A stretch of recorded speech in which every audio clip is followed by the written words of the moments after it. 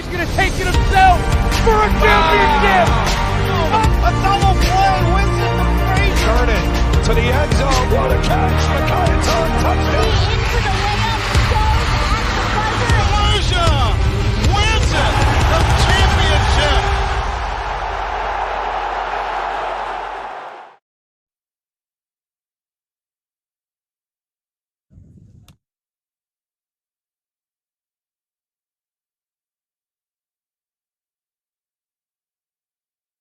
He's going to take it himself for a championship. A double play, wins it to Frazier. Turn it to the end zone. What a catch. McKinnon, touchdown. Into the layup, goes at the buzzer. Frazier wins it. The championship.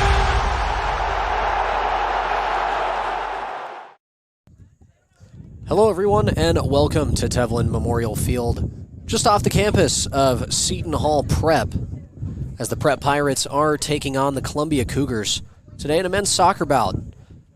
The Pirates come in today at 1-0-1, Columbia 1-0. So, one leg up for the Cougars in this one. My name's Jackson Shank. I'm joined alongside Justin Valenzuela. Some new voices here on D1 Media Sports for you guys. A pair of Seton Hall Pirates coming to call some Seton Hall Prep Pirates soccer. Jackson, how you doing today, man? It's a windy day here in West Orange, let me tell you, Justin, as we're just trying to keep the papers on the table. Yeah, but definitely windy out. It should be a fun matchup today. Seton Hall Prep with plenty soccer experience over the past couple of years, or plenty of successful experience in the past couple of years. You know, they had their last tie actually in 2021. It's been a while since they've done that. So you're looking at a team that's gone 20-0-1 and 19-3 in 2 seasons. That's pretty dominant, Justin. Yeah, no doubt about that. Last outing against Del Barton, they tied 3-3. Del Barton, number 7 in the country. Seton Hall coming in at number 2 in the state, I mean to say. So, yeah, it was definitely 2 heavyweights going at it.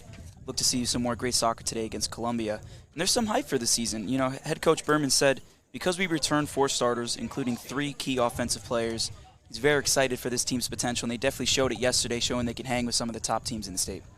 Well, I mean, those kind of moments like they had in their last matchup, imagine playing on a stage like the Red Bull Arena. Yeah, going in there as a high school student, playing at a professional field. You know, I myself, from the Kansas City, Kansas area, got to play at Kauffman Stadium when I played high school baseball. So that moment can be so special for these young players. And now they get to come home after a fun road trip, unfortunately ending that game in a tie, but a very fun game at that, one that went back and forth with Seton Hall scoring a penalty in the final 3 minutes in order to tie that game up. I mean, they come back into this one off of a high, and I think that it should carry over into today's matchup.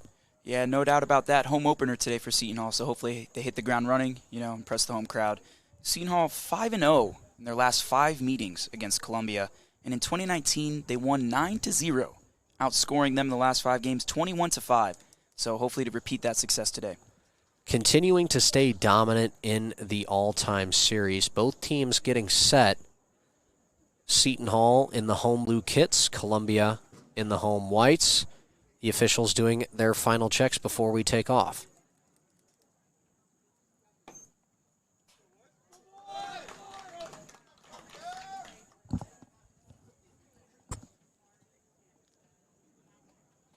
Both teams break and coin toss at midfield.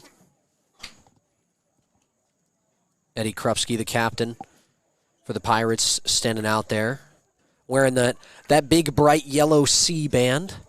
Tell he's earned it. Key matchup today, we got Ray Bonanno in goal for Prep and William Bean Rosenberg in goal for Columbia. Both sporting number 1. Yeah, definitely something to watch out for. The battle of the ones. Yeah, both teams getting set, and you know, you take a look at the coaching matchup. You know, it's hard to be at a program longer than Marty Berman has. Entering his 38th year. It's a long time. Longer Very, than we've very been long alive. time. Yeah, this is a very long time there. He's 532. Scratch that. He's actually 533. 193 losses and 66 draws. Quite the resume for Coach Berman.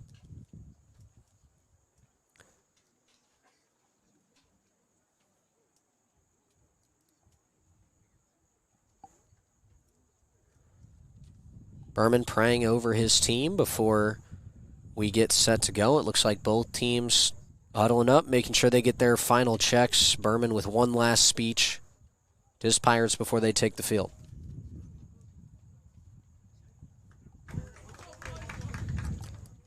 Yeah, this season, Justin, Pirates looking to avenge the state final loss they had last year. You know, the road to the state finals begins now. Yep. You know, it's definitely a heartbreaking way to go out, but when you return with guys like Eddie Krupski, the senior forward, and Rutgers commit, had 21 goals last season, 3 goals and 6 points on 3 games this year already. 2 games, sorry about that. You know, having guys like that, the nucleus of your squad returning, you know, you still have those aspirations, and you definitely could see the potential with this squad. They got that heartbreak over with. They got that experience. Now it's a matter of if they can get back there and capitalize on the opportunity. It all starts in the regular season, seeding. Seeding is determined throughout the regular season. Prep's done a remarkable job in the past couple of years of keeping the losses to 3 or less. It's hard to do in a 22-game season, but they manage it nonetheless. And now they look to begin the home opener with a W of their own. Plenty of history between these two teams, and it's been one-sided, as we talked about before.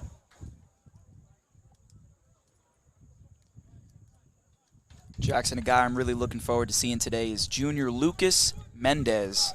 Looks to be out there playing right wing today. You know, he's a junior. He had 9 goals last year as a sophomore, so the potential is certainly there. I hope to see him take a big leap this year and score more than 9 goals. You know, that's very good numbers for him. Can't wait to see him play today.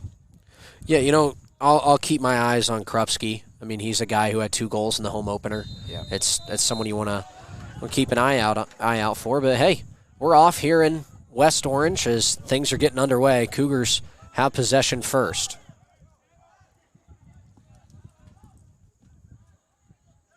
First touch for Mendez. Yeah, nice switch of play to the Kapski. Seton Hall Prep doing a great job maintaining possession in the midfield. Mills trying to feel it out.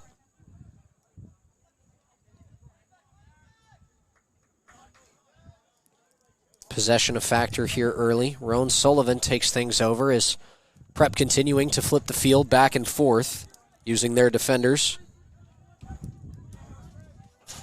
Now playing it forward.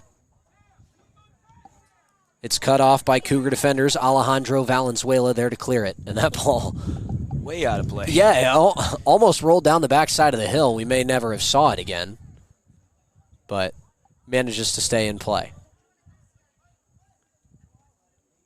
Nice job of the Cougar defense on the far side. Now trying to build on the counterattack.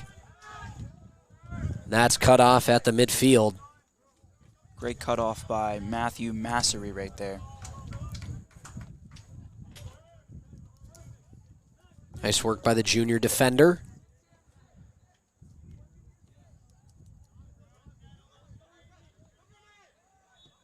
Now looking to play it forward. Sullivan. Unable to find Massery, but he gains possession nonetheless. Brash leaves it to him, and now Seton Hall has possession at midfield.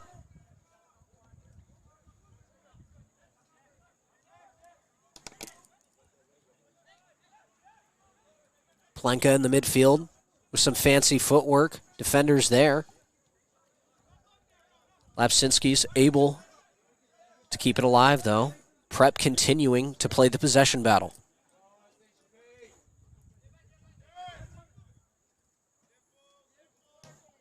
Mills flips the field.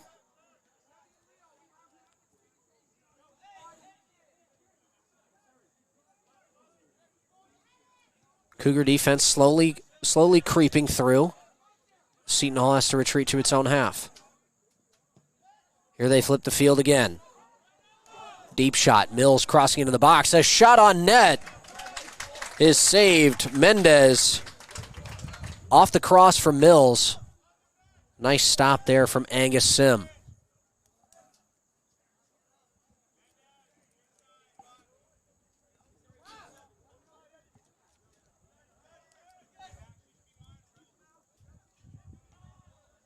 That one right off the chest of a Cougar and cut off by Prep at midfield. The defending back line doing a great job. Longstreet a part of that. Seton Hall doing a great job of swarming to the ball. Second they lose possession, they're quick to regain it. Excellent job so far, the first opening 10 minutes. Ball bouncing around. Cougars trying to find their way through. Sebastian Rios Valdez does a great job on the attacking effort. That'll earn the Cougars their first corner.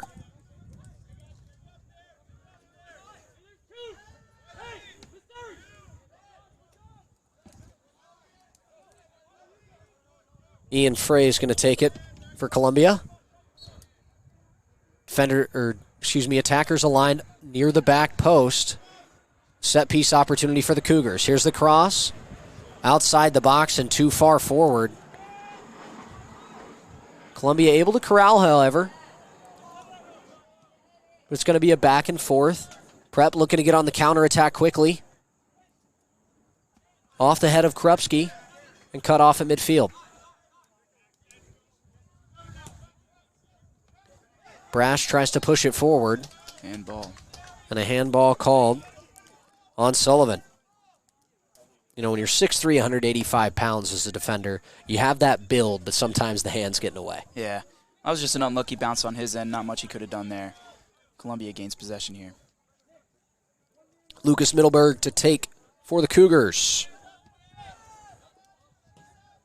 Crosses it. Far post. Just over the head. Yeah, no kidding. Trying to find Yuta Goldberg.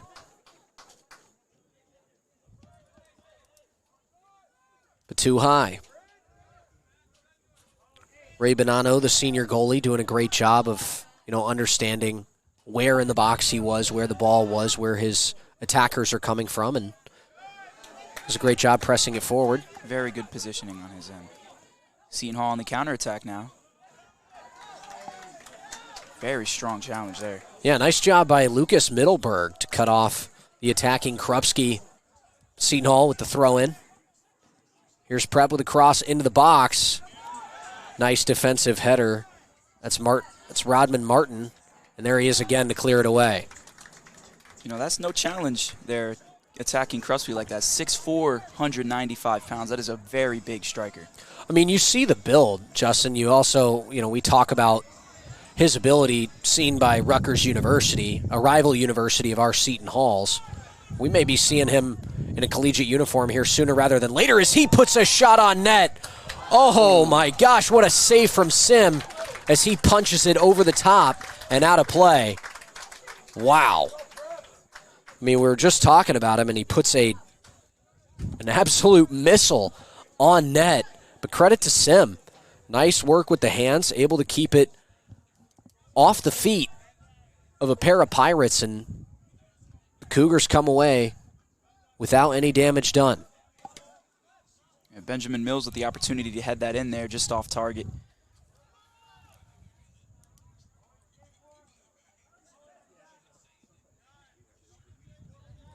Prep gathers at midfield. Sullivan on that back line has been able to advance and stay around midfield. The Pirates haven't seen too much discomfort, I would say, when it comes to possession, but they're definitely utilizing the full field. No doubt about that.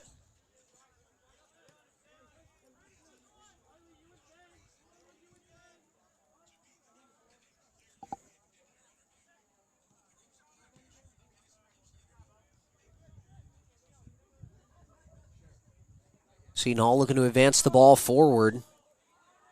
Trying to find Lucas Mendez in the corner. He's going to run out of room. Been very impressed with Mendez so far. He's having a very strong opening minutes here in the first half. Yeah, seems to be the consistent go-to wing play when they want to push the ball down the field, looking to push along those touch lines and eventually find him in stride. He just hasn't been able to get behind his defenders just yet. Yeah, someone to watch out for throughout the rest of this game, and then obviously he has that ability to cross it inside, centering it up for any of his fellow attackers, mainly Krupski in the midfield.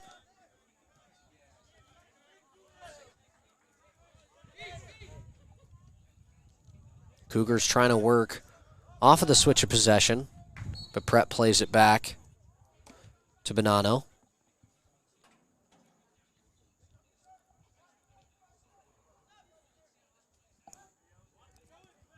Now back to Sullivan once again.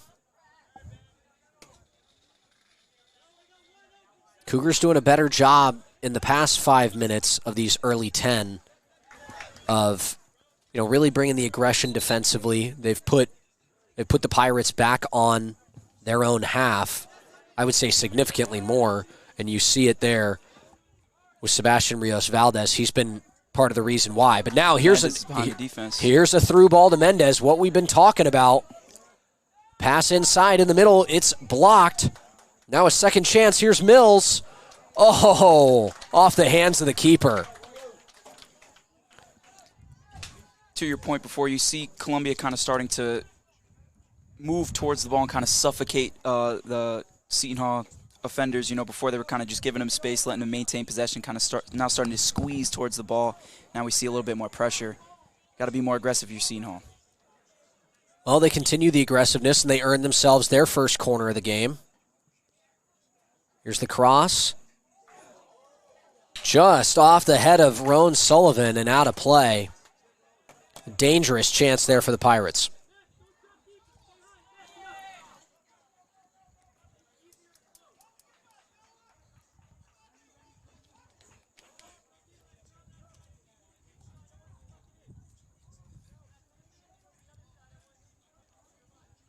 What a story in Angus Sim so far today. Goalie for Columbia has just done a great job so far. Seen plenty of chances here early with several shots from Prep, and he's able to defend very well. I think you got to give credit to Sim. A great start for him so far, but can't take too many shots like that. Eventually one's going to end up in. Columbia's got to play better defense and maintain possession a little bit more here.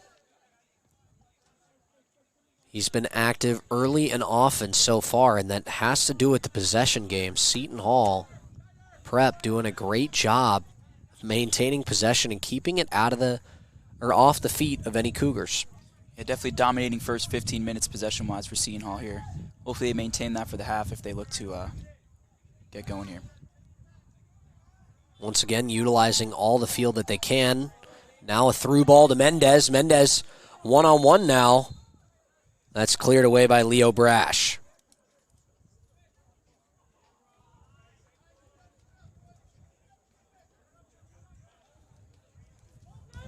Earns them a free kick, and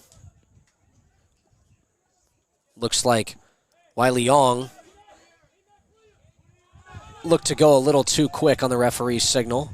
Now they play it to the far side. In the middle is blocked. It's cleared away. Here's the Cougars on the counterattack. It's Goldberg. Goldberg cut off at midfield. Max Williams doing a great job. So he kind of plays that hybrid midfield defender role.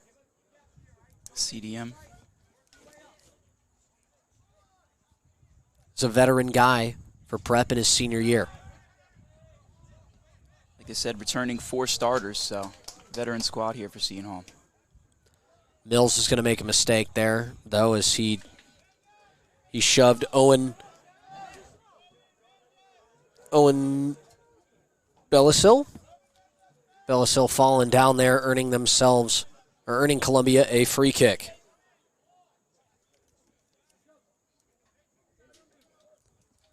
I think a real opportunity here for the Cougars. Yeah, hopefully they capitalize, especially with the way the first opening minutes have gone here. Certainly look to put some pressure on Seton Hall, make them play a little more aggressively. Here's a shot about 25 yards out. Oh, What a save by Ray Bonanno.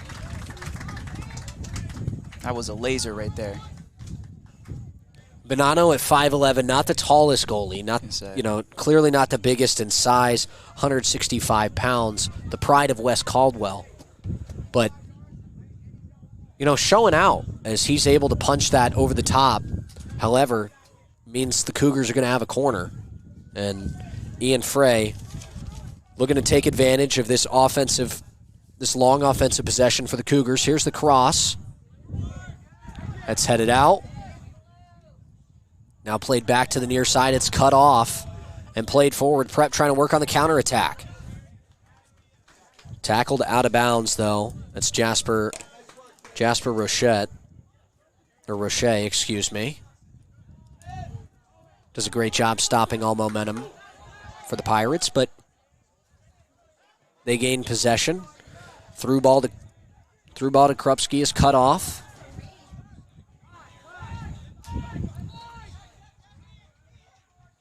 Columbia trying to find a way through in the midfield.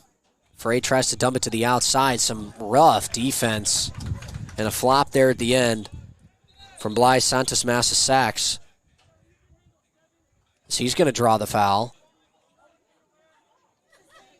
And a free kick for the Cougars.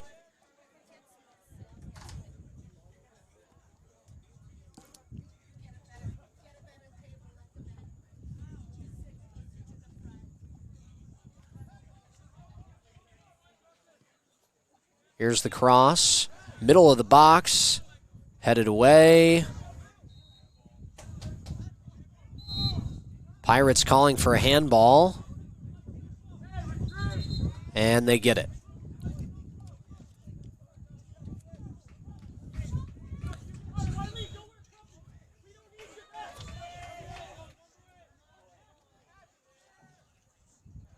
Jeremy Munoz is a menacing presence on the field at 6'5", and his physicality is being on display early here. Those tall backline defenders for the Pirates are, it's just a big wall as Munoz puts on a move. Tries to find Massery downfield. He's able to get it. Now looking far side. Lucas Mendez just out of the reach. Now, I'm loving the ball movement so far from Prep, is their ability to switch the field so quickly with, one, the legs of their defenders, and two, the speed of their forwards. Yeah, it's looking good so far. I like the forward play, the long balls in. Eventually one's going to sneak behind the defense and they'll have a prime opportunity shot on goal. Almost had a couple there with Mendez. Still very early. Keep doing that. They might have some success. Free kick for Sim. Just down the touch line and out of touch.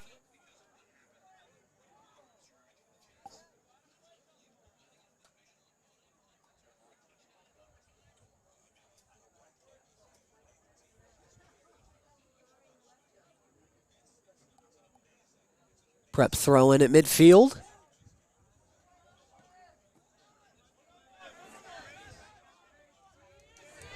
It's cut off by the Cougars. Now they're working on the counterattack. Here's Goldberg. Good challenge there by Munoz. Yeah, tough tackle there from Munoz. Unable to gain possession. Columbia trying to sneak past defenders in the box, but headed away. Now cleared. Cut off in the middle by Brash. Brash trying to find it. Trying to find a fellow Cougar in the corner. Santos Massa Sachs sends it back into the middle. Prep still trying to find a way to clear this. Finally, they get to Munoz. Now a pop over the top on the near side. Mills plays it forward. Is this the through ball that they've been looking for? Here comes Mendez. Mendez one-on-one now with Martin. Tries some fancy footwork, but Martin with some great defense. Santos Massa Sachs is there. Foul on Mendez there. Last 10-ish minutes here. Columbia flipped the script. They have gained back some of the possession here. Possession game. Spent a lot of time in Seton Hall's territory in the front third here. Good job to respond to Seton Hall's early possession game. Yeah, I think a big factor in that is the physicality that they're starting to play with. You're starting to see a little more tension on the field, which, we'll see how the temperature rises on the field throughout the rest of this game. By temperature, I mean the internal temperature of these players. But, yeah, you've got plenty of competitiveness building up against one another, and you're starting to see it come out in the physicality on the field. After the prep throw in, Columbia gaining possession as they advance it downfield. Trying to work on the far side. Santos Massasax is shoved down once again. He's been the victim of plenty physical abuse so far today, and, it's working out in the Cougars' favor. Couple early fouls there.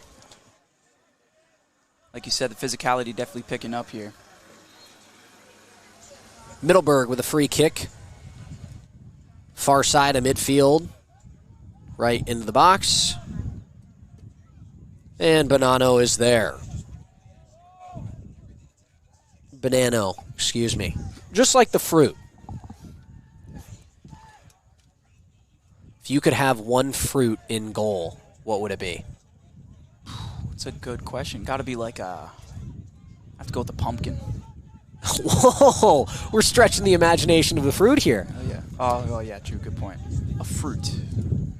I'm going with watermelon. You got to have that size. Melon. Yeah, I was trying to think of something big. Has the ability to roll, so it can roll back and forth. Right. You get what I'm saying here. I got the idea of the pumpkin. I just don't know if you classify it as a fruit. Nah, probably not. I'd have to agree with you with the watermelon there. Pirates have got a banana in goal in Bonanno. Doing his job today. A couple great saves early on. Peeling away any shots that the Cougars bring him. All right, enough with the puns. We're back to the action. Columbia on the far side has it knocked out of touch. Here's a throw in. Martin still looking for a pair of teammates. That's cleared away quickly. Krupski nearly there. Sent back into the middle. Seton got to do a better job of establishing possessions, giving the ball away way too early here, trying the long balls, which is a great idea, but hasn't worked so far. What they were doing in the beginning was working. They were dominating possession, keeping that ball in Columbia territory. They got to get back to their bread and butter there. Sometimes you need the short game before you can go for the long ball. There's Munoz again, cut off, and tries a second chance. Yeah, tries a second chance at Lapchinsky, and to no avail. Now Columbia trying to work on the near touch line. Teams going back and forth with possession. Here's Munoz to Krupski. Krupski trying to find Mendez on the far sideline. We know he has that speed. Good effort there from Mendez. And now here's the through ball. Slapchinsky trying to work around two defenders. Nice defensive effort there from Brash. See, he's able to clear it away for Columbia. Columbia now flipping the field on the far side. It's Noah Davis who checked into the game. The last throw in. But cut off in midfield. Here's Munoz. That big 6'4" body pushing past defenders. Here's a shot on the far side, and it's just outside the post. Oh, Munoz bullying his way to the net, but he just can't find it. I have to think that forward pressure from Krupski there on the defender forced a turnover there. Good shot on goal from Munoz. You got a guy that's 6'4", 195 at striker. You better hope he presses that back half there, because he could definitely force some turnovers there like he did just now. It's just that big physical presence. I mean, what's the build that every collegiate recruiter's looking for? 6'1", 195 or something like that plus. It helps to be 3 inches taller and still at the same weight, especially with soccer. That ability to be a little thinner and fly on the field, with those big strides as well as the vertical capabilities of Krupski. He's exactly what you're looking for in a D1 prospect, and it's the reason why he's going to play at Rutgers next season. Yeah, great opportunity for him there, too, and he gets to stay home, stay close to home. It's just awesome to see. Dude, I hope we see him. Honestly, I wouldn't be surprised if there was a Seton Hall Rutgers men's soccer game and we see Krupski playing a little forward action. He's got a lot to learn before he takes on some collegiate defenders, but that would be exciting to see in the near future. Yeah, I mean, he's battle tested for sure.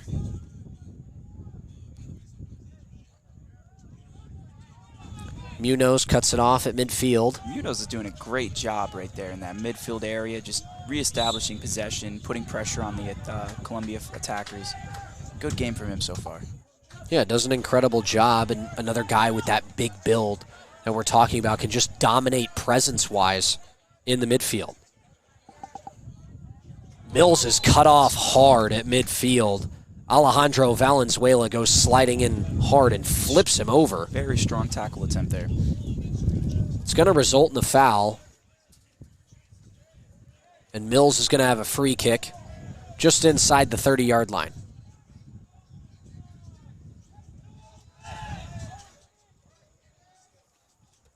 Look to see them push that ball to the outside right corner there, get it behind the defense, see if they can get something working here. Oh, down the middle. There it is. It's headed away. It's a Pirate corner. See who looks to see to take the corner there. That's Mills trotting over there. Mills. Let's see what Mills has got. Junior midfielder. No surprise, the 5'9", 150-pound midfielder is the one taking the corner. You're not going to put a 6'4" guy like Krupski in the middle. Here's the cross into the box. Everybody up for it, but no Pirates there. Longstreet, the lone defender, just has to play it back to Bonanno.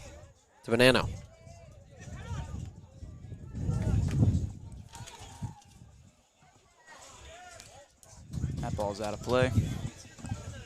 Yeah, nice athletic ability by the Columbia assistant coach.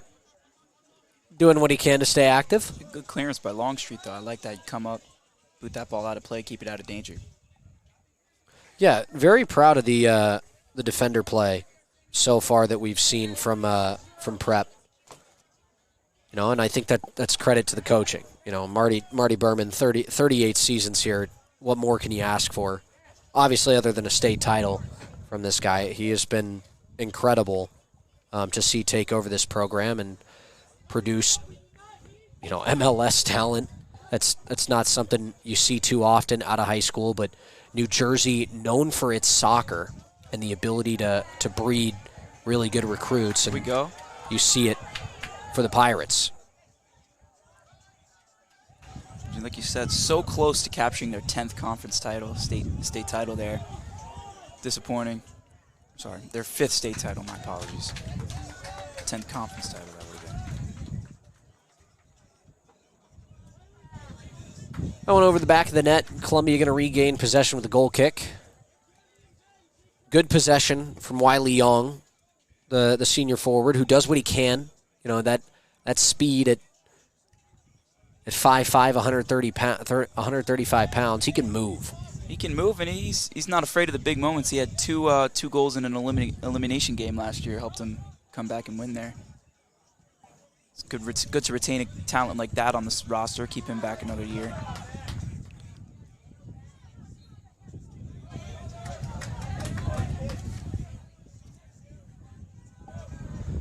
Mills sends it back at midfield. Longstreet is there. Looks like Prep is back to those early 5 minutes that we saw of plenty of possession, working the field. Here's Munoz in the middle. So he steps up, tries to play it forward. He's cut off. Seton Hall looking for a handball there, won't get it. Now Columbia trying to flip the field, but it's cleared away by Masseri. Some substitutions coming in.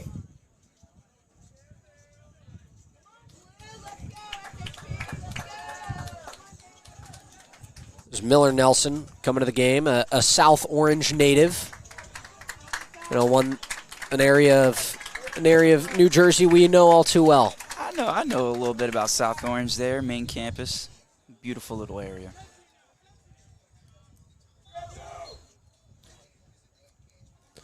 Throw in for the Cougars.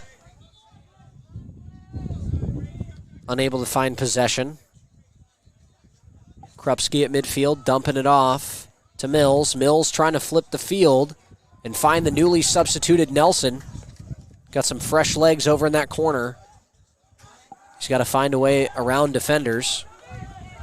He finds Williams. Williams into the box, looking for Krupski. It's defended well. Sebastian Rios Valdez all over the field for the Cougars, but Prep's able to take possession back. Arias tries to find Krupski in the middle once again.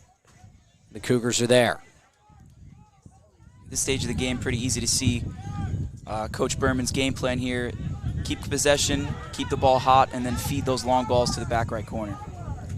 Krupski with a nice through ball. Oh, nice move by Sim to come off of his line and find that before anything goes wrong. I mean, that could have been catastrophic for the Cougars. Krupski able to find the lone attacker behind the defense, and Sim does an unreal job coming out of net and cutting it off. Great game from him.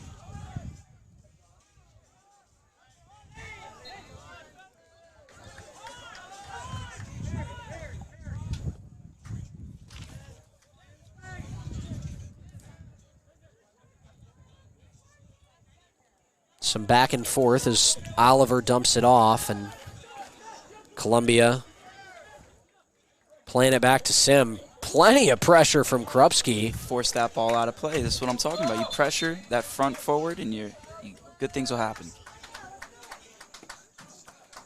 Now Masseri is going to be able to throw it in for the Pirates, as it looks like Krupski's going to take a few minutes off. They'll replace him with Lucas Mendez, the speedster who we saw playing on the far side on the wing. Is now going to come in and try to fill that mid-roll. Potential grooming there, like I said. Krupski's a senior, Mendez a junior. Maybe look to see him take his role next season. Nelson trying to run the ball down on the far side. It's out of touch, and it's a throw in for the Cougars.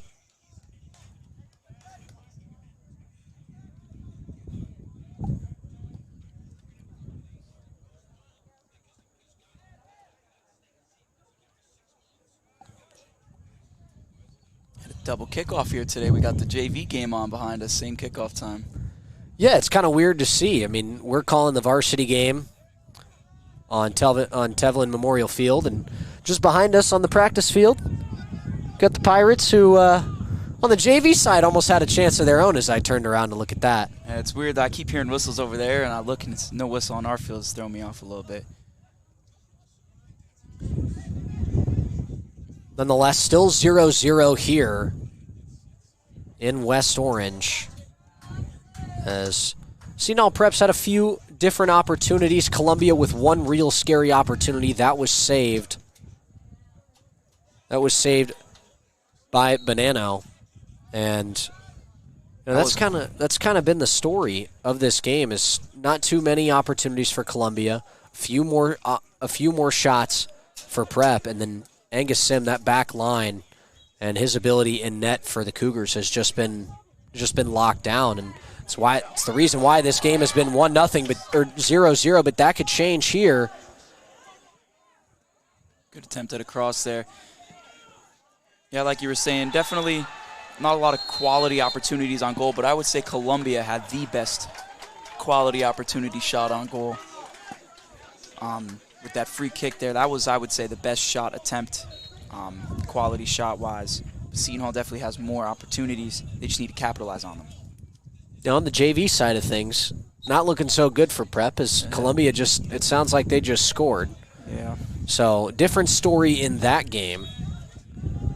But in this one, still 0-0, 7:40 left in the first half. So we're in the 33rd minute of this one. Good hustle there. Here comes Prep on the charge. Good Nice clearance. clear away. Lucas Middleberg, limping on one foot, was able to use the opposite one to clear it away. Prep continuing to apply the pressure, speed. But looks like a Cougar's going to be down by net. The trainer's going to have to come check him out.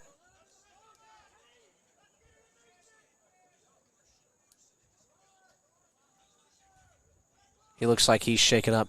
You know, an Aaron Rodgers level of moment where he looked like he got up and then, you know, just had to sit back down again. Not something you want to see, and hopefully it's not anything serious. Yeah, definitely not something you want to see, but I pray that it is not as serious as Aaron Rodgers cost him a season last night.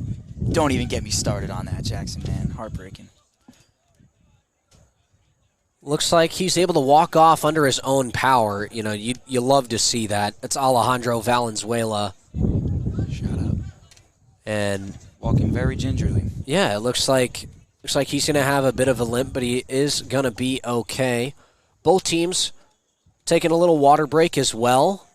Sun beating down on us. Beyond the 4 o'clock hour. 7 minutes left in the half. Yeah, nice little water break before the half, before the guys will get 10, 15 minutes to sit down, relax, catch their breath once again before coming out in the second half. Seems to be good on the sideline now. He's moving a little bit better. Hopefully just a cramp there for him. Doesn't look too serious. Yeah, but is going to make sure to get looked at, taking the shoe off. Going to sit down. Probably safe to say he won't be playing for the rest of this half. At the very least, yeah. Play resumes on the pitch.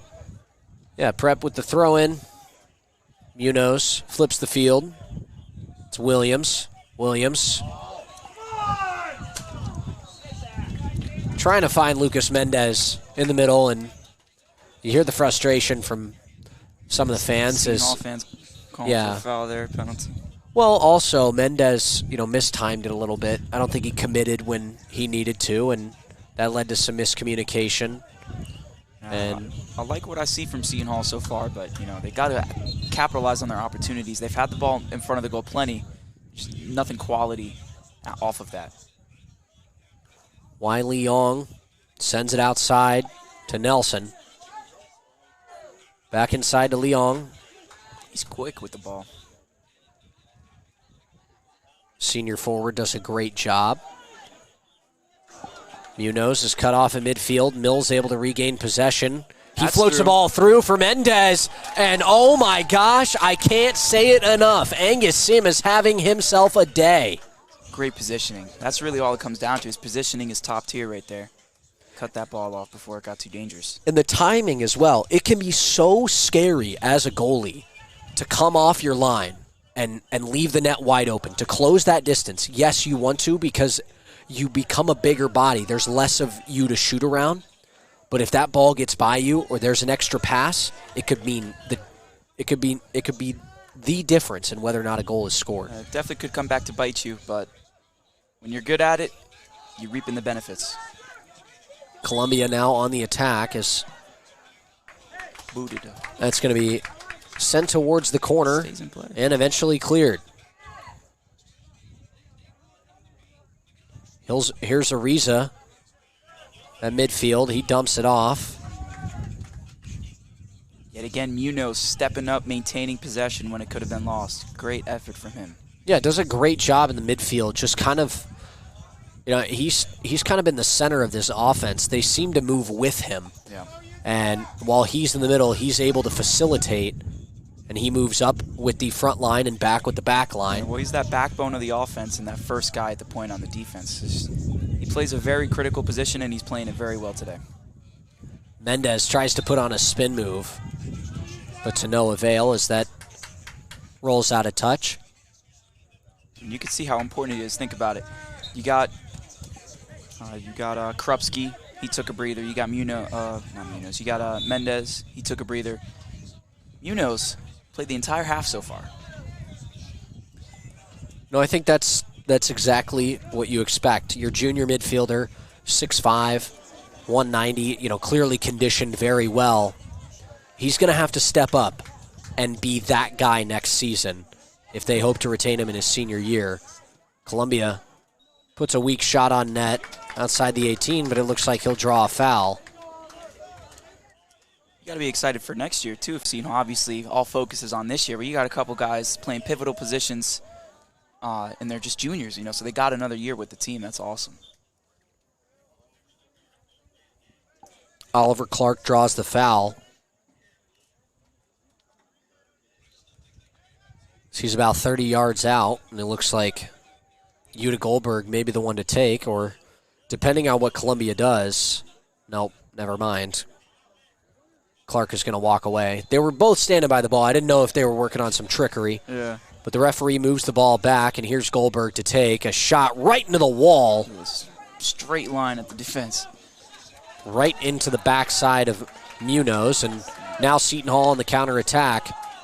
Prep trying to work through to Daniel Ariza. Very upset about that. And it's out of touch. Well, not only was it out of touch, but he stopped running because the flag was up. So offsides from Ariza as he tries to move a little too quickly.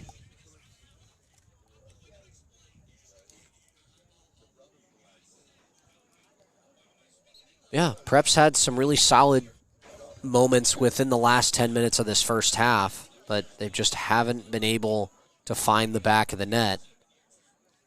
And, Angus Sim, man, he's been the backbone of that defense for Columbia, and I think really bailed the Cougars out. They could easily be behind 2-0 so far, and the play of Sim has kept them in this. Yeah. Well, I feel like it's a tale of two stories for Seton Prep. Obviously doing a very good job with the possession and the forward runs, but it's a flash. They have possession, they're maintaining possession for a couple minutes, then they get a forward run, and then it's gone. They gotta maintain it. Once you get that ball into the attacking front, you got to keep it there. They're maintaining the midfield possession. They get a good forward run, and then they lose possession right away. And you got to keep it in there, establish a good possession in that attacking area. See, once again, forward run, instantly, no longer possession. They got to keep possession in there the next half if they want to win this game. Yeah, sometimes they find those forwards downfield. Ariza has been one of them most of this game, and then they're just all alone. They don't have anyone else who's moved forward, so they need to move a little bit more as a team, and if they're able to do that, they might be able to find that extra guy to put a shot on net that'll get past a very defensively well-rounded Sim. And for Columbia, I like the physicality that they're playing with. They just got to, attack a little bit more. I feel like the ball the entire half, we've seen it in their defensive side. They got to get some possessions in the offensive side. They had a few quality opportunities from a free kick, but as far as that goes, that's about it. They got to. I like the physicality. I like how aggressive they're playing, but it's got to translate to the offensive end too.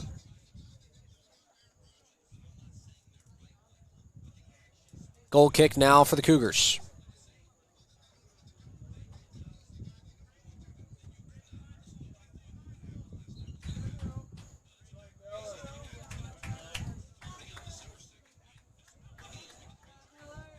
Jackson, who you got? Who you got for best play this half on Seton Hall Prep?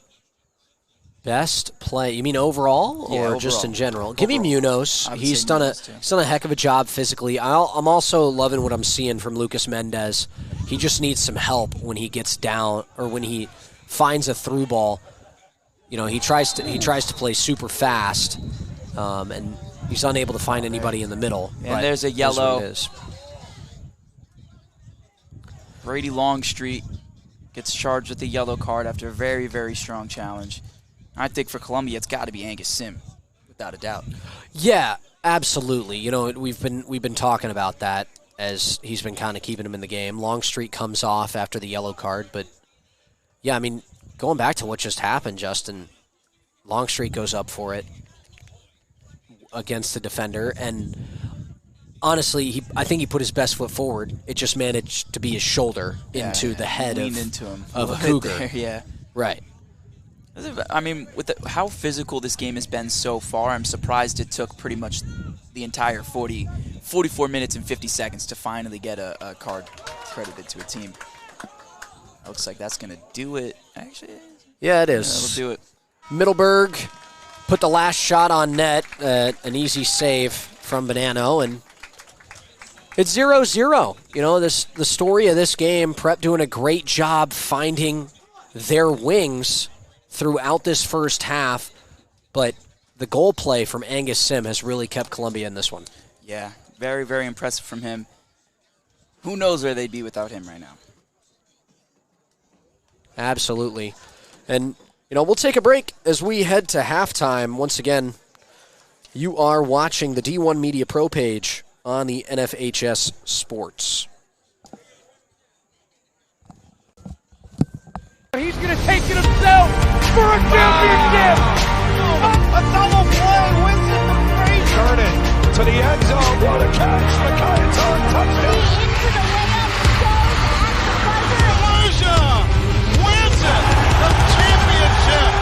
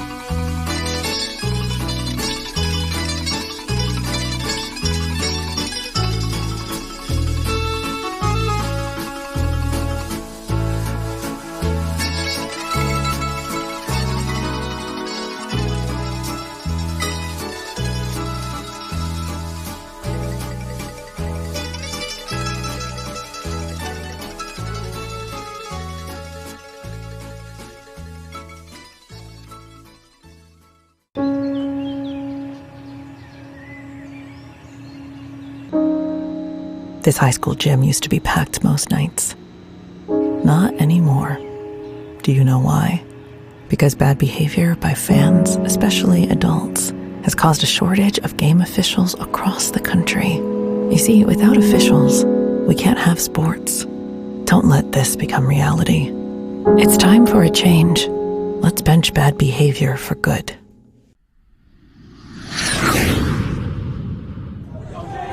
Thomason, handoff, has room. He's got the first down. He stays on his feet. Thomason dives. Touchdown! First title since 2016. Phillips with numbers 3-on-1. The finish and a 4-point Pirate lead. Pitch is hit in the air, right field. Reed going back on it. He's still back. He's looking up, and it one hops up against the wall. On his way to score is Harcourt. Heading to third is Sprock. He'll put the brakes on and scamper back to second base.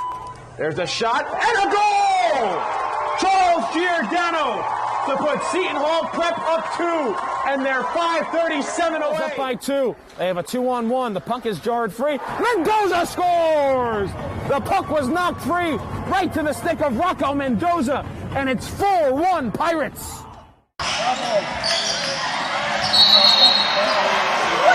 Come on, right? Oh, come on! Oh, what a bad call! You have no business being out there. You know, I'm a person too.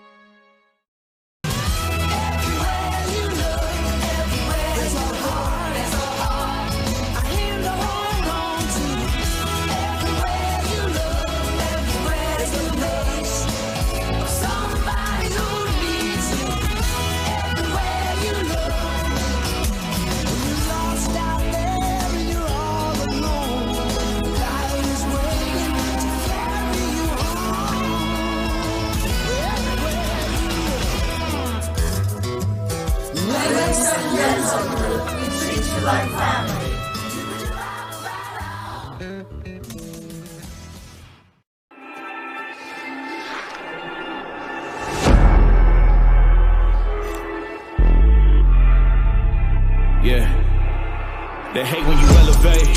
The second the up losses, I'm handing them out, yeah, I had to go delegate. It feel like I'm floating, I'm lost in the moment, I swear I could levitate. They never believed that I would really fly, I had to go demonstrate. I had to set them straight. They hate when you elevate, elevate, elevate. They hate when you elevate, yeah. I had to elevate. I'm way too fly, yeah, I'm feeling.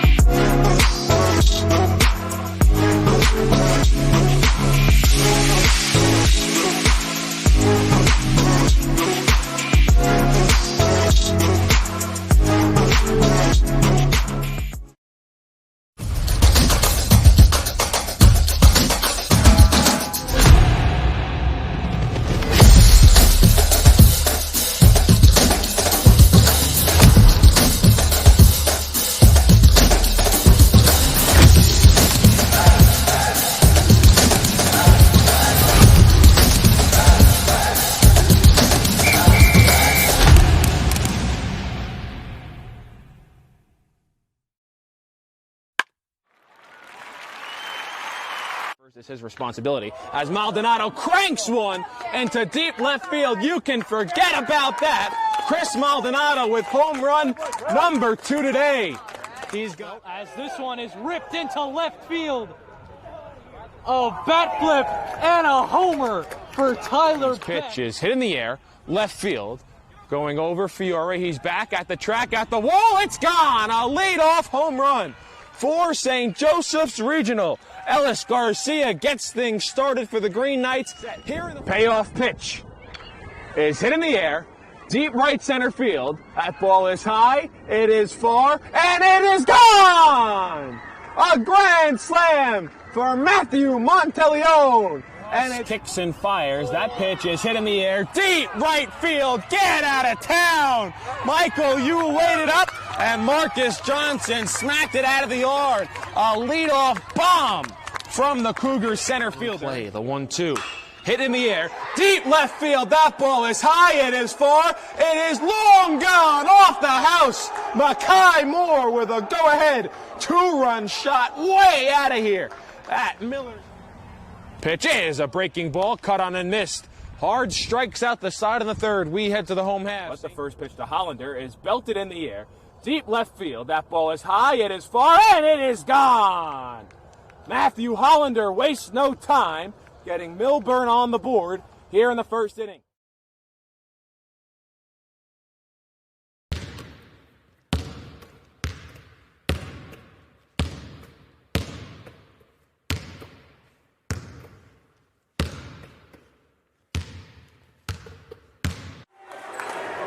Glover, one-on-one with the basket. Oh, Jaden Glover with the windmill to send this place into a frenzy. And to the corner, Lawrence. No-look pass, and Wilcher lays it in. Wilcher to the hole. Simeon Wilcher starting to heat up.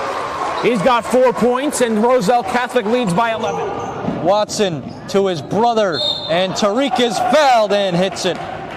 They'll go to the line for one. They'll pick it up, the clock will move. Lawrence with Adams on him, lost his footing, gets a shot up, and he gets it to go. At the buzzer, Jamarcus Lawrence. A big first quarter for the Nebraska commit.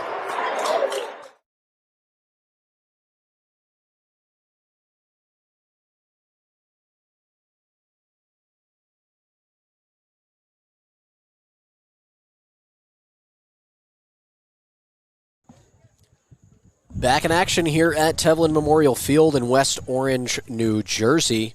The sun stays out in a 0-0 matchup between the Columbia Cougars and the Seton Hall Prep Pirates. Jackson Schenk and Justin Valenzuela here for you. As Justin, let's talk about these stats, man. Yeah, our official tallies, we got Seton Hall with 4 corners, 1 yellow card. 8 shots, 4 on goal. For Columbia, they got 3 corners, 4 shots, and only 1 on goal. You see the discrepancy there. It's on the offensive side. You know, the corner opportunities for Columbia there, but no shots to capitalize on. Prep has done a great job finding their wings in stride and then doing their best on the corners that they've been given. You know, we've seen a few headers on goal, but to no avail. And, you know, I don't think we can beat a dead horse more dead or play a record that sounds more broken. But Angus Sim, man, has just been the difference in this game. Without Sim, without the level of play that he's brought, this is a completely different game. Yeah, it definitely is. I like what I see from Seton Hall. I'd like to see them establish more possession in the front third there. But if you're Columbia, man, you got to string together some more offense here. The defense is doing their job. They're keeping you in the game. The offense has to pull through. Now, they've had some quality counterattack moments, had some corners, had a couple free kicks at goal.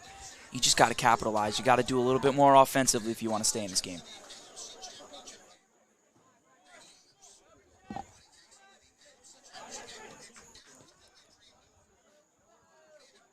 Prep back in possession, and there's the first through ball we've seen to start the second half. Here's Krupke. Here he is on a second chance off the right foot. Krupski, excuse me.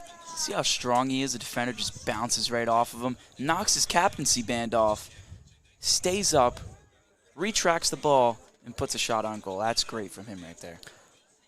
Yet another shot on goal for the Pirates and earns themselves another corner.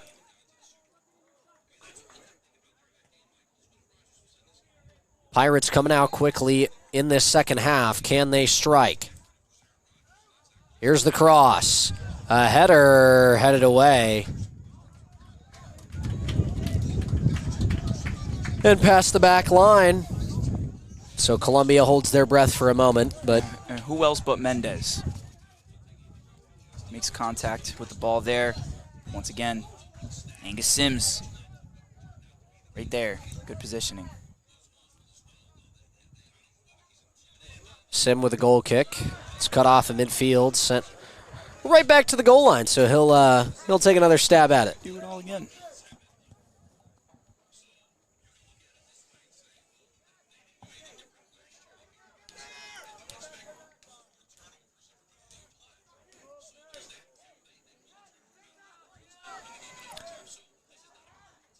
Sim to boot it again.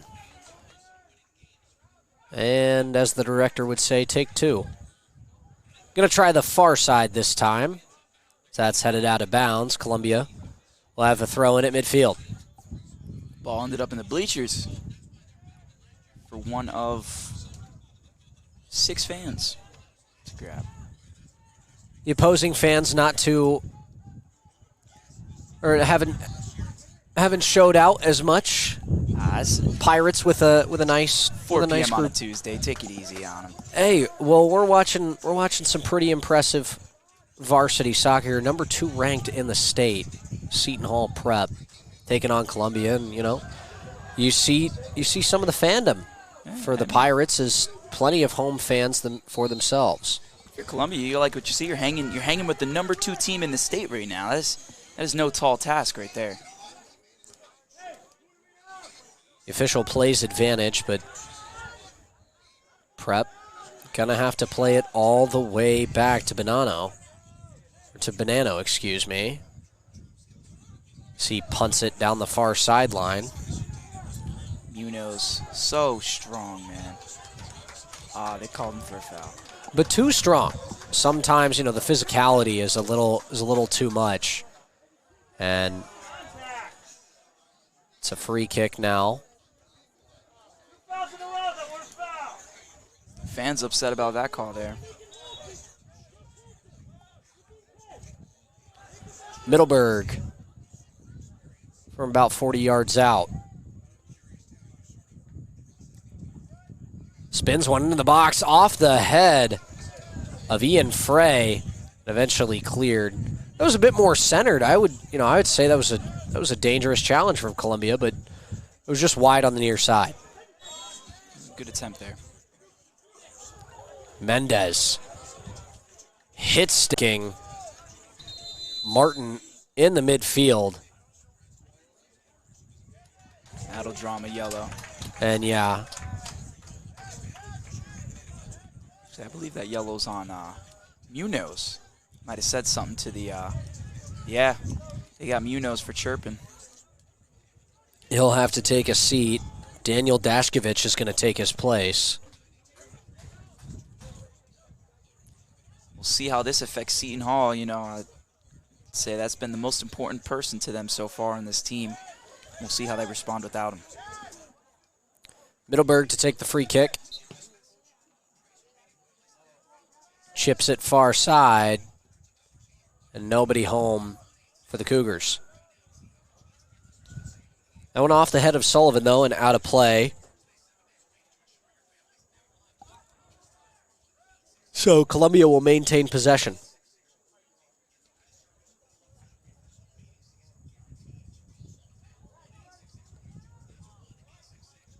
There's a cross into the box. That one dangerous. Left there, and yeah, does a nice job defensively. Does prep, and Brady Longstreet doing a great job of being that last line of defense. Now the Pirates looking to work on the counterattack. Let's look to see them maybe establish a possession down here. Put some real pressure and let them feel it. Because it's one thing when you have like spurts. See, I turned it over once again. It's one thing when you have spurts, you know, but you know the defense doesn't waste too much energy on that. But if you're suffocating them slowly, bringing that ball into the goal, and then you're moving it, keeping it hot, making them move around so that they're, you know, keeping in position. That's how you tire them out. Fortunately, I just don't think they're doing enough to tire them out and get those openings that they need to get a nice shot on goal. They got another 35 minutes to attempt that. That's what they got to do, I think, to really turn the tides of this game. Playing a little too fast is prep, and sometimes you got to walk before you can run, as they've done a great job of getting the ball there, but it's about maintaining it in the box as the wind picks up here in West Orange. There's Longstreet. Plays it forward to Mendez. A back and forth at midfield. Columbia comes away with it. Santa Massa Sachs does a great job. There's a cross, but cleared away. Longstreet, the last line of defense, and that's out of play off the right foot of Frey. If you're Columbia, you got to capitalize off of those quick turnovers on Seton Hall Prep side, too. They got to establish more of a counterattack. Krupski's roughed up at midfield, and Prep will gain possession for it.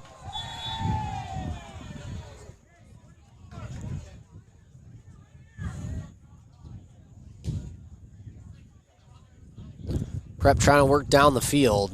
Nobody home.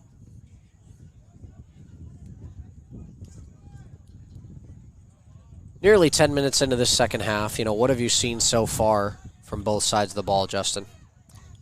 For Seton Hall Prep, I like what I see. Obviously, they've been the better team on the pitch today, but if we're to nitpick, I would say they need to keep the ball in the offensive end a little bit more. You know, they have the possession, they're keeping it at midfield, they try the long runs, they get it through, and then quickly turn it right back to the other team. Maybe try and hold the ball down there a little bit longer, as I was saying before, kind of tire out that defense. Because, you know, when there's pressure down there, there's you know, stress on the defense. They got to work. They got to keep their position so they don't give up opening. Then if you're Columbia, man, they're staying strong defensively. They're doing what they got to do. Wow. But maybe counterattack a little bit more. I don't think establishing a possession is in their cards at this point in time. You know, well, maybe with Munoz out. Maybe now that Munoz is out, they try and establish a possession a little bit more now. That should be what they go for. And if not, the counterattack has to be there because Seton Hall Prep's going to be playing fast. They got to be ready to let them use Seton Hall Prep's speed against them, if that makes sense, and, you know, kind of come back. Because if they're all playing so far up, you're going to have an opportunity on the counterattack there to sneak behind. Hopefully get some of that going in the next 30 minutes here. Rios Valdez doing a great job of that as he was fouled. The ball rolled out of play, and Columbia earned themselves a corner. He was trying to utilize his speed, but to no avail as Prep moved the ball quickly forward. So through ball played well, but the flag is up. Lepczynski just ahead of his defender, and that draws the flag. Jackson, you see the physicality. Now temper's starting to flare a little bit here. It's hot out. No clouds. You're just feeling that sun beating down on you. You're running around, hitting each other. Get a little angry out there. Well, and when you continue to put up solid offensive possessions, but nothing comes through, you can get real frustrated really quickly. And I think that's what Prep is dealing with throughout this game, is they continue to move the ball down the field, but they just can't finish. Yeah, definitely upsetting. Like I said, definitely the better team so far. Still time for that to change as Munoz comes back in. We'll see what they do with that. But, yeah, definitely frustrating day for them so far. They got to get some offense going here. Krupski trying to find Mendez on the near sideline. That one's out of touch. Prep will have a throw in on the near sideline, or near touch line, excuse me. Here's Williams. Out of Munoz. Munoz does a great job flipping the field. Sullivan in the middle looking for Krupski, but defended well by Columbia. Credit to Columbia's back line there. They're holding strong, man. They're bending, but they're not breaking. And they're stepping up when they need to.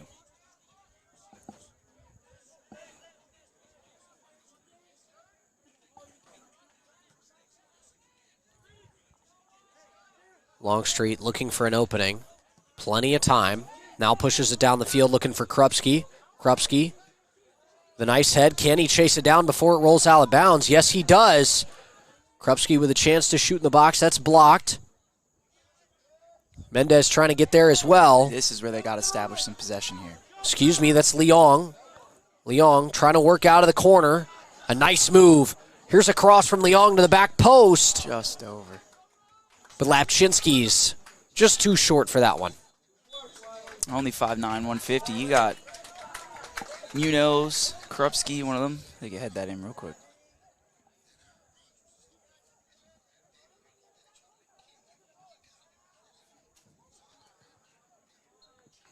Prep trying to regain possession. They cannot. And now Sullivan's going to take it back past midfield before he pushes it through.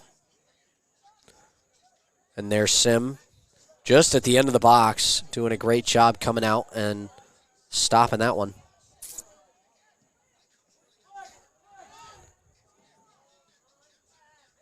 Columbia trying to put together an offensive possession of their own. Santomas's sacks. He's got to do a better job there. He hesitated when that ball was coming when he got beat to it. I think if he had to jump on it, he could have gotten that. Well, I think part of it is he also wanted to sell his defender, have the ability to kind of let the ball go between them and then chase it down, but the ball was kicked a little too fast for him, and he wasn't able to chase it down, so the plan that he had didn't work. Nonetheless, Pirates with a free kick inside their own third. There's Munoz with the left leg. Nice ball if the Pirates are able to come up with possession. Referee playing advantage. Good play on there. But better defense that time, yeah. Alejandro Valenzuela, who was shaken up in the first half, does a great job coming out late in the second half and performing when Columbia needs it. I think Columbia's got to keep one of their front three up because, when I'm looking, every time there's an opportunity, it's 2v4 back there. You're gonna have to keep another man up there, maybe have him play forward just a little bit more. Here's a through ball from Krupski. Sim comes off of his line. Can Prep gain advantage before he gets back there? Here's Krupski right in the middle of things. Sim is there. Bailing him out. Just outside the 18, another shot goes wide. Angus Sim shutting the door on Prep.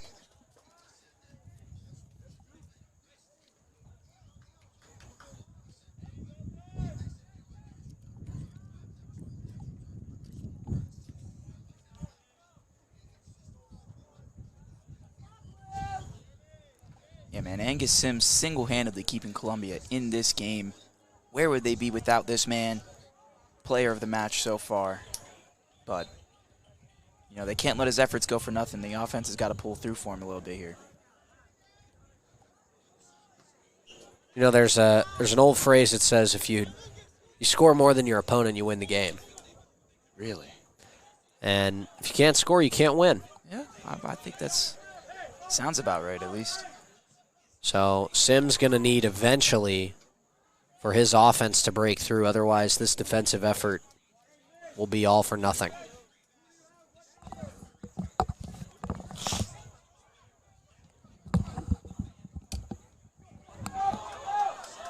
Here's a chance now. Defended well, though, by Sullivan, as Noah Davis almost broke free for Columbia. Munoz in the midfield. Plays it down the far side for Lapchinsky. Lapchinsky defended well. You know, this set prep really got away from their feeding the back right corner there. You know, we had got a heavy dose of those long balls into the corner, dumping them in and just hoping to make a play. And, you know, I think they had some success with that. Got away from it, but it's not like they've had any real establishment of offense in this front third either. So, curious to see what they do here. Williams across. And there is him again. He is all over the place. You know, 2/3 of this world are covered by water. That last third is covered by Angus Sim. It has been crazy to watch him so far today. Yeah, I cannot say his name enough today. Krupski has the ball taken away from him. Davis trying to play it forward. It's cut off by the Pirates. Can they maintain this offensive possession? Heads up in the crowd. As Alejandro Valenzuela says, get that out of here. Yeah, but I like this right here. They've kept the ball in this front third for a good amount of time here, probably the longest of the game so far. Now they have their first real free kick that they could put on goal here. See what they do. Yeah, and it looks like Mendez or Mills are going to be the ones to take this. Munoz trying to talk to both of them. Looks like both of them are kind of set up for it. So we'll see what they plan to do. I think it's going to be Mills. Oh, a little trickery there. Looks like you were wrong. Mendez to take. He tries to go quickly. The through ball to Munoz. Heavy contact in the box. And a penalty.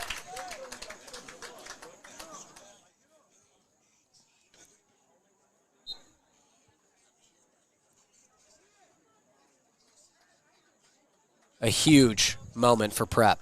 Big opportunity for Munoz. This will easily be the toughest challenge that Sims faced all day. Yeah. You know, he's done an incredible job in net, but can he defend?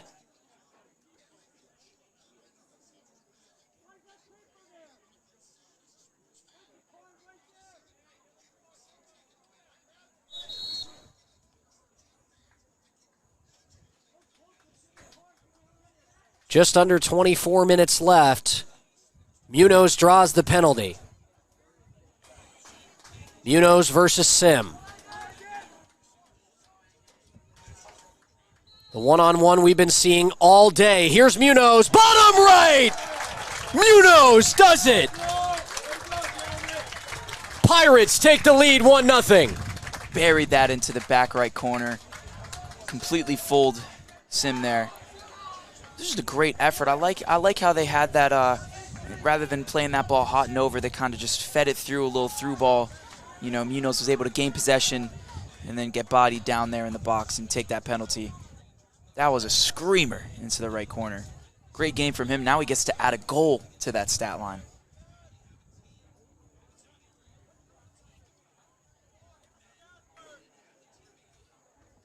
That is what you want to see out of one of your juniors. A guy who's been all over the field today, does an incredible job, is willing to take one for the team so he can earn one for the team.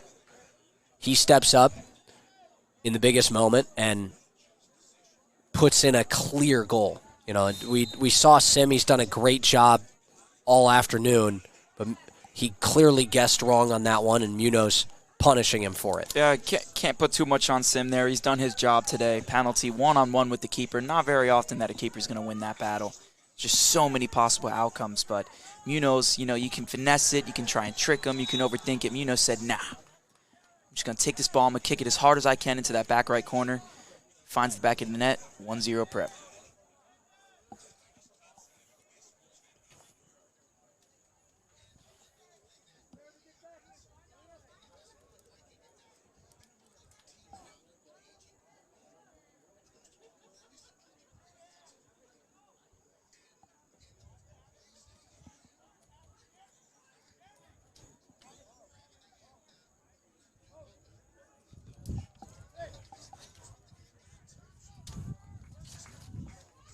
Header into the box. On a corner, gets away from Bonanno, and the equalizer is there. But here, hold on a minute. It's being waved off.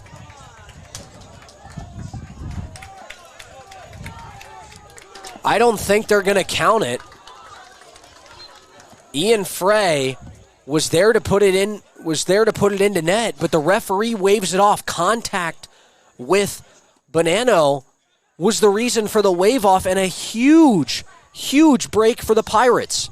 And missed opportunity there for Columbia. Had a chance to equalize just as quickly as they gave it up. They're going to have to play very aggressive now if they want to come back into this game. Yeah, Columbia wasting no time, got a corner, had a nice cross into the box. It bounced out of the hands of Bonanno, but because of the contact up front, that is why they called the goal off. A huge break for Prep, and the score remains 1-0. So no equalizer. You see a sense of urgency from Columbia. Whole game they've been playing kind of relaxed, laid back, more defensively. You see they got not one, not two, but 4 guys playing forward now. Switch of mindset there. Let's see if they can capitalize off that. Well, I think you realize that they can score. Like they had been shut out all day, a clean sheet by Bonanno, and they still has one, but they realize the potential that they have offensively, and it's just, have they put the guys forward? Obviously, they're going to be a little less successful on the back line, bringing so many forwards into the game, but now they have a chance to equalize, and now that they've realized that it is possible, they're going to try to do it. I like what I see so far there. That's potentially the wake-up call they needed. And it happened with enough time where they can, acknowledge it and come back from it. But the counterattack right here. Is it going to cost them? A heck of a job by Sim. Coming out off of his line. Lapchinsky goes down hard. But Sim using all 18 yards of the box. Somebody's down. But it looks like Lapchinsky is going to be the one to pay for it as he lays face first in the turf of the end zone.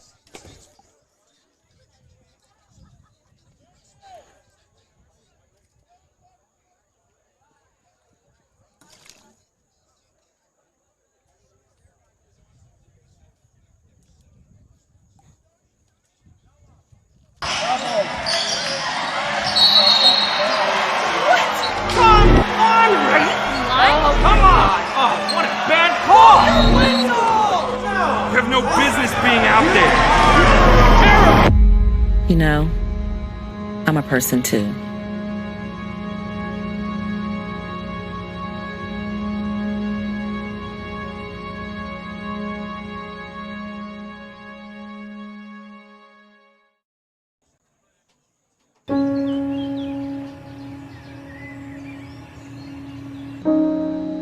This high school gym used to be packed most nights. Not anymore. Do you know why? Because bad behavior by fans, especially adults, has caused a shortage of game officials across the country. You see, without officials, we can't have sports. Don't let this become reality. It's time for a change. Let's bench bad behavior for good. Lapchinsky walking off the field under his own power. We're back with just over 20 minutes left in this one. Prep still leading at 1-0 here in West Orange. Jackson Shank and Justin Valenzuela here for you on the D1 Media Sports Pro page.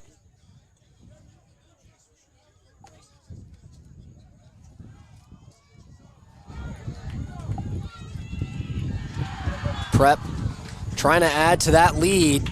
Ball bouncing around in the box. It's headed away, and it earns the Pirates a corner. Once again, good effort from Mendez there. You could see he's a threat in that box every time the ball comes around him. He just has a way to get, whether it's his head, a piece of his body, onto the ball, get a good quality shot on goal. That's what you like to see from a junior. Yeah, and with the offensive pieces or components that Columbia has brought forward, you're starting to see the hindrance on the defensive side. They're able to play well there. Definitely leaving themselves more vulnerable to a counterattack, which is what Columbia should have been doing, the way Seton Hall, how aggressively they were playing, and they had that counterattack opportunity. Davis tries to leave it for one of his teammates who lets it go. That was Owen Belissel, and it doesn't work out. As Prep's able to clear and now push the ball down the field. It'll be a far side throw-in as that was hammered off the chest of a Pirate. Yes, it was. Put his body on the line there. You will feel that tomorrow.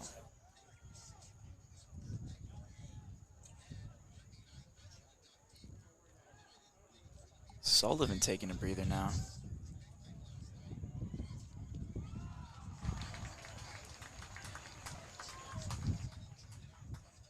Berman doing a great job resting his back line to be prepared for the final couple minutes of this game before I think the Pirates may park the bus in this one in order to maintain the 1-0 victory.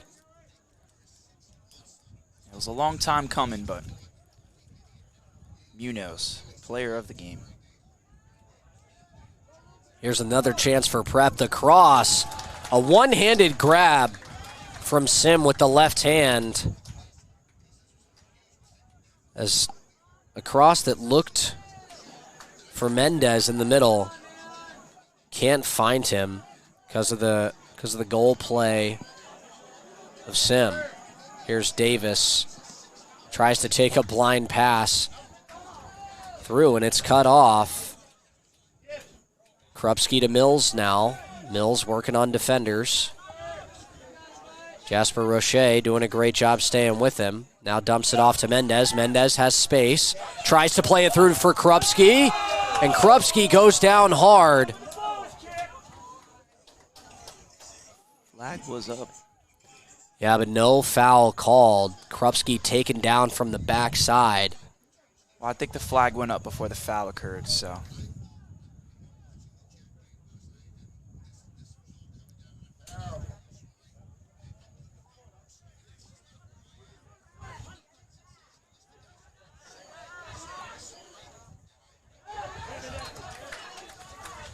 Prep gaining possession off the free kick.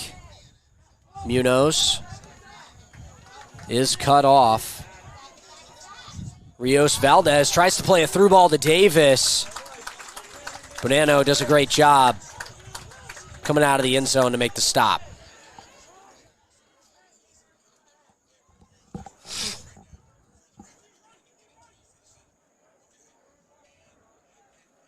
Now Prep playing it slow. Start things off. The defense swarming in from the Cougars. They just have to clear it. Columbia able to regain possession on the Pirate third. The Cougars are run out of bounds.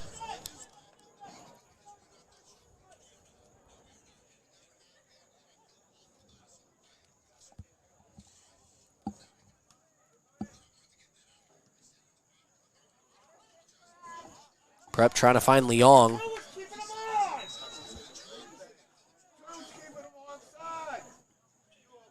But the flag is up. Leong moving a little too early on the offensive side.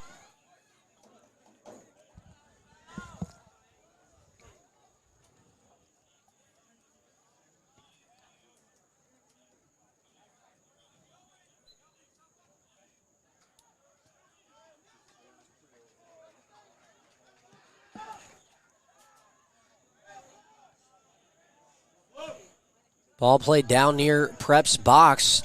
Defended well by the Pirates. Ariza on the charge on the far side. Tries to dump it off to Krupski. Defended well by Columbia.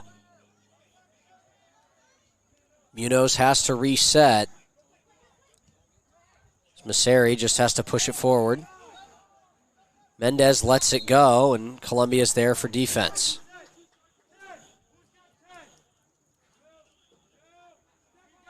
Ball out of play will leave a throw in for Prep.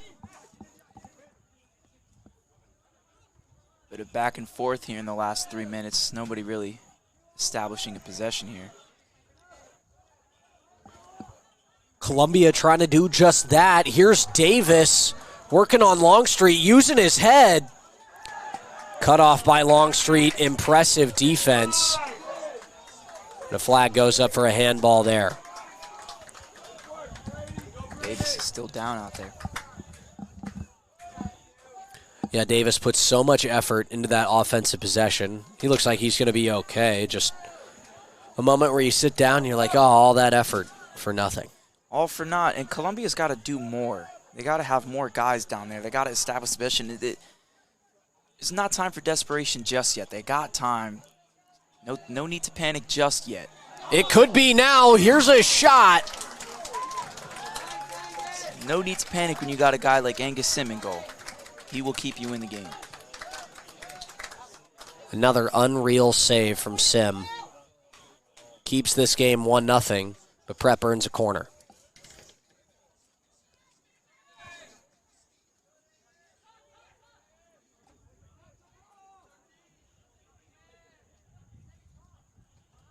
Here's the corner now. Way too far on the far touch line. Munoz trying to work around defenders. He slips by. Here's a shot. Diving stop. Now a second chance just over. Oh, my goodness. Chance for Seton Hall. Prep to put the dagger or the nail in the coffin. That carries over the back of the net. That was a very good opportunity.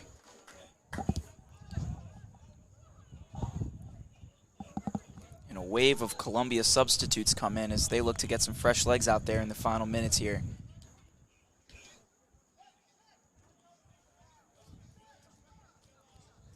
Cougars choosing to play it slow.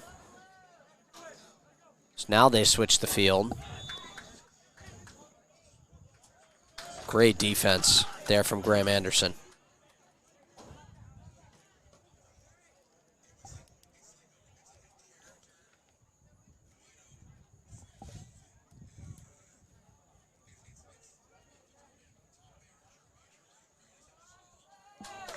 Miss input there. Booted that one out of bounds. Didn't think he meant to do that.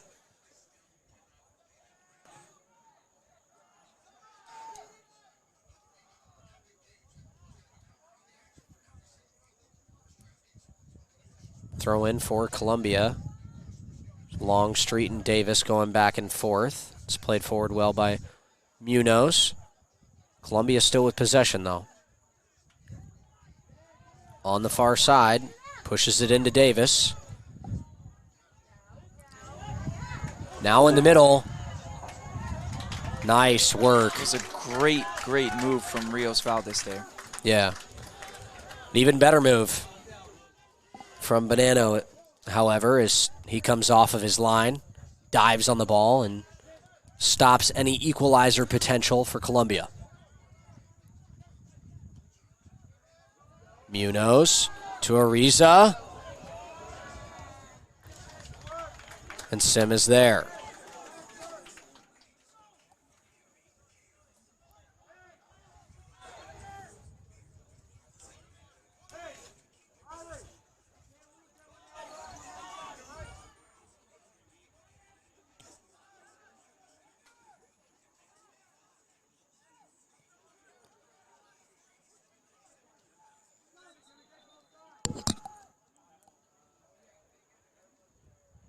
Ball boy just got back from getting one of them balls.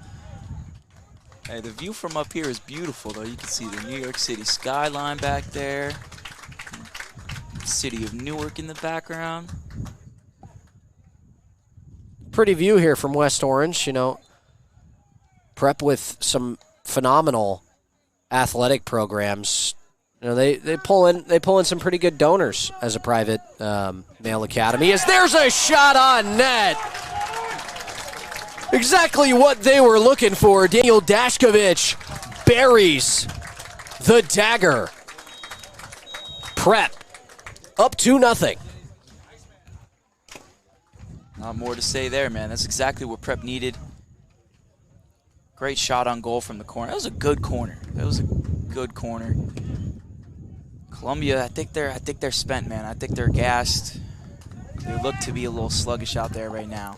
Maybe a little too mesmerized by the New York City skyline, just like we were during that sequence. But nice job by Prep. Dashkovich comes into the game off the substitution. Prep making some last-minute substitution of their own, making sure that they have everyone in that they can. The midfielder / defender from Nutley does a great job of pushing forward. I mean, Prep had the chance. He moved deep into enemy territory, and you know, it's not too often you see a midfielder, or not a midfielder, excuse me, a traditional defender score too often. But he was there, and right place, right time, ended up in a goal. And when it rains, it pours, man. Prep not taking their foot off the gas at all here, keeping that pressure alive.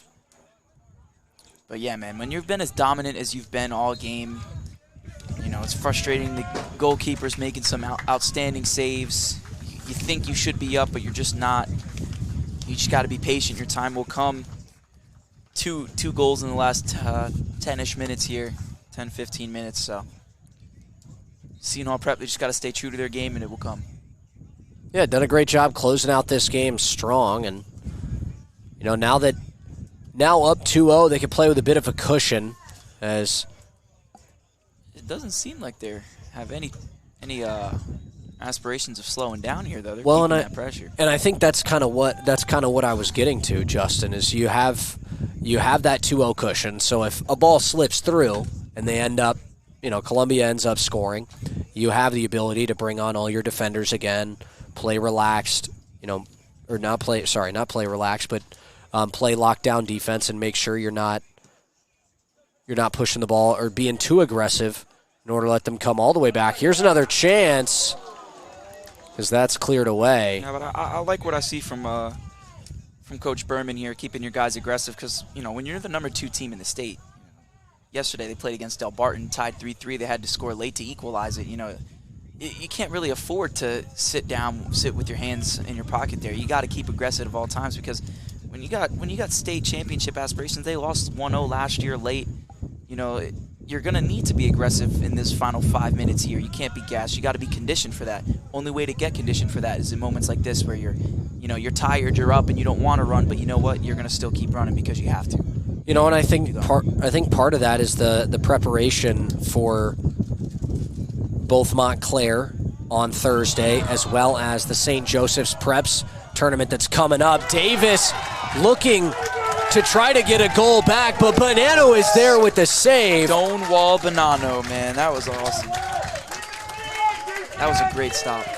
Unreal work. 5'11", 150, who cares? I'm running out there, throwing my body out. But yeah, as I was saying, you know, you take a look at the upcoming schedule. They're away at Montclair on Thursday, and then they head down to Philadelphia for the Mainline High School Jamboree. That's a big tournament on their schedule. Yeah. So having their players conditioned, making sure they're pushing for all 80 minutes, this is what they need to have their guys doing. And it's why the aggressiveness continues to show itself here in the 74th minute. Yeah, to the point, I mean, they're playing way more defensive now, as you can see. That gave them a little heart attack right there.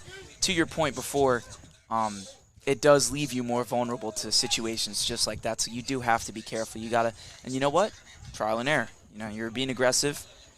go back and you look at the film, okay, what did we do wrong there? We were being aggressive. Who gave up positioning? What happened in the back line there? You iron it out. You figure it out. You fix any problems you got to fix for, like you said, that tournament. It's going to be a big tournament in a couple weeks here for him. So, not a couple weeks, a couple days. So, it's good to get this kind of things out the way. You get the hiccups out early, and you don't got to worry about it later. Yeah, and I think you take a lot away offensively in this game. Ariza with a shot there. That bounces over the net off the foot of Sim. But yeah, I think there's a lot to look back on and be proud of in this game offensively. And when it comes to putting games away, that's where you want to be. That's where you want to advantage yourself, is the offensive side of things. Absolutely. There's yet another corner sent back outside, and yeah, with 5 minutes 30 seconds left, Columbia all but out of this one. Bearing a miracle, it looks to be, but Columbia, they shouldn't be too upset at themselves. This is the number 2 team in the state, like I've been saying all day. They played well. They had a very good first half, I think. Left a little bit to be desired offensively, but it's a tough opponent. You shouldn't be disappointed in the effort the boys had today. They played great. Defense, honestly, their keeper and their defense looked pretty good. I think when you got a guy like Angus Sim, he showed a lot today. He's a great player. So they just got to do a little bit more offensively. They'll be all right for the year.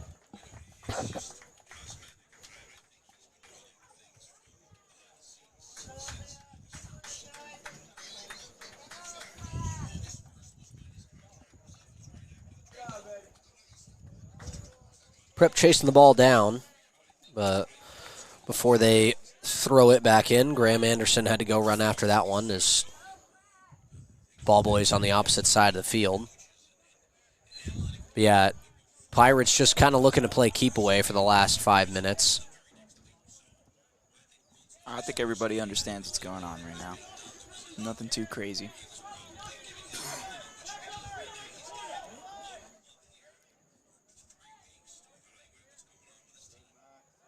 Throw-ins in the middle, but it's cleared away there.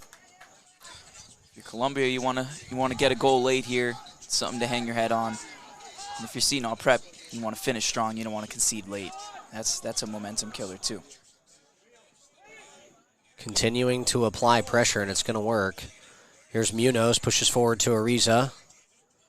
That's cut off and out of play, and I think any ball that's out of play is exactly what Prep is looking for. Take their time, move forward, slowly toss it in, find an open guy, and run more time off the clock. Now inside 4 minutes.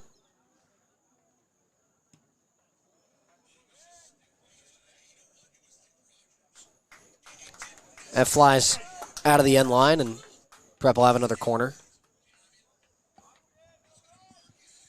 Watson Steinwald to take.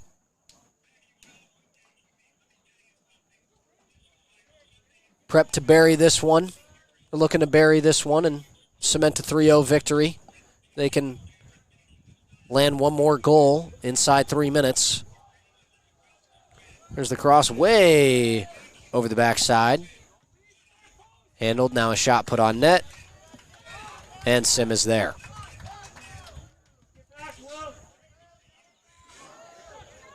And all but surely at this point, this will be the 6th straight victory for Prep against Columbia.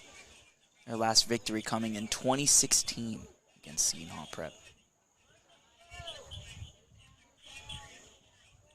History tending to repeat itself, as looks like it will today. But Justin, what Prep has Montclair next on the schedule, and then they have the tournament. If they can pick up a win here, obviously they'll pick up the win today, but then the win away at Montclair, if they can handle Montclair before they move on to the tournament down in Philadelphia, I think that fares them well for the weekend. Definitely does. I think they'll have a lot to be excited about. Looking forward to that tournament. I personally can't wait to see what happens there. Very late foul.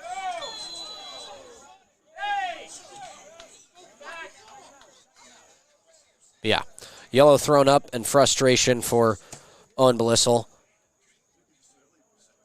Hopefully no intent behind that one, but regardless, a yellow card within 2 minutes. Not ideal.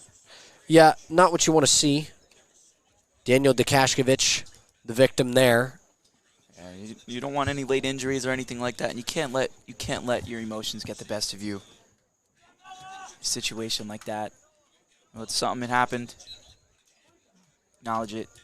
Hopefully, he move on from it and learn from his mistake. Munoz pushes forward. Off the free kick.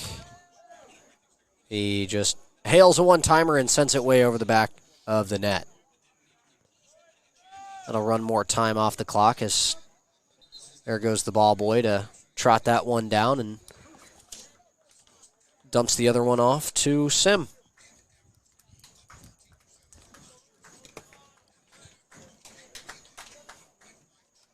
Taking as long as he can.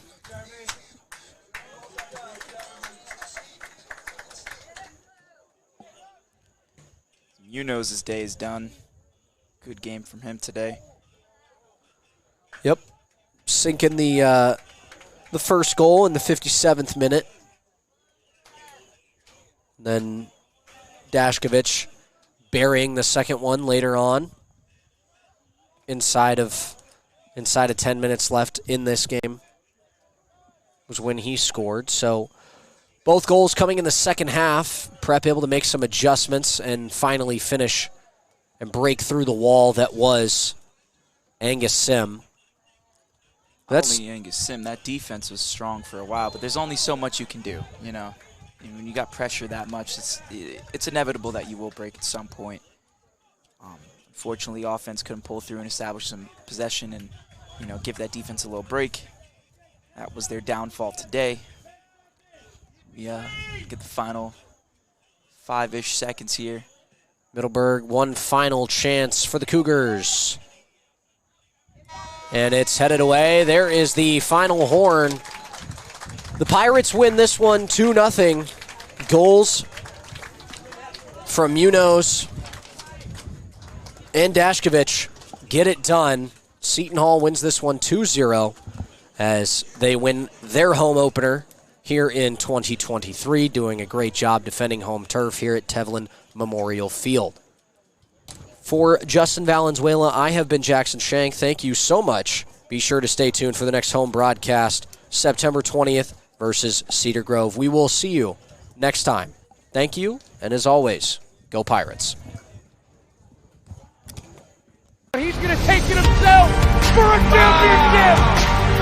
A double play wins it from Frazier. Turn it to the end zone. What a catch. Touchdown.